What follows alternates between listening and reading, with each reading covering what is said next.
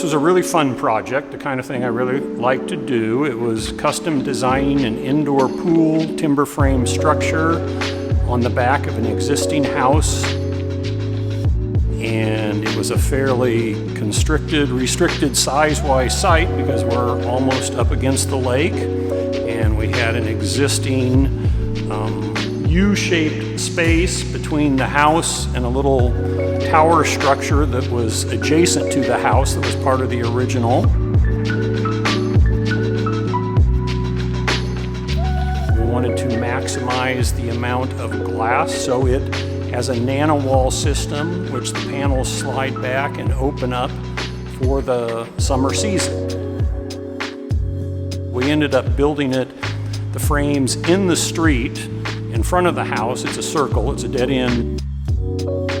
And then they brought in a large crane and lifted them over the house to set the bents. I think we suggested the size we were after to make it of scale for the space and look substantial. This was a really fun project.